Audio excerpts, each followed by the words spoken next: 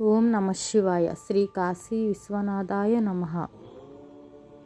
కాశీ ఈ పేరు వినగానే మనసు ప్రశాంతంగా మారుతుంది. గంగా నది ఒడ్డున అనాదిగా వెలసిన పవిత్ర నగరం కాశీ. ఇది సాధారణ నగరం కాదు, ఇది మోక్షానికి ద్వారం. ఇక్కడ వెలసిన జ్యోతిర్లింగమే శ్రీ కాశీ విశ్వనాథుడు. శివుడు భూమిపై స్వయంగా నివసించే క్షేత్రమని పురాణాలు చెబుతున్నాయి.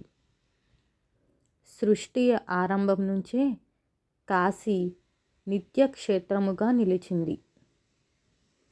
శాస్త్రాల ప్రకారం కాశీలో శివలింగ దర్శనం చేసిన వారికి పాపక్షయం కలుగుతుంది. జీవితంలో చేసిన కర్మలు శివుని కరుణతో నశిస్తాయని విశ్వాసం. ఇక్కడ ఒక గొప్ప విశేషం ఉంది. మనిషి మరణించే సమయంలో శివుడు స్వయంగా తారక మంత్రాన్ని చెవిలో ఉచ్చరిస్తాడట. అందుకే కాశీలో మరణించడం మహాభాగ్యంగా భావిస్తారు. దేవతలు, ఋషులు, సిద్ధులు ఎందరో ఈ క్షేత్రాన్ని తపస్సులతో పూజించారు.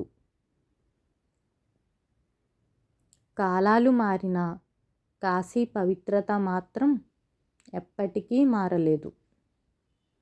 గంగా స్నానం, విశ్వనాథ దర్శనం ఈ రెండూ కలిస్తే జీవితానికి నిజమైన అర్థం దొరుకుతుంది.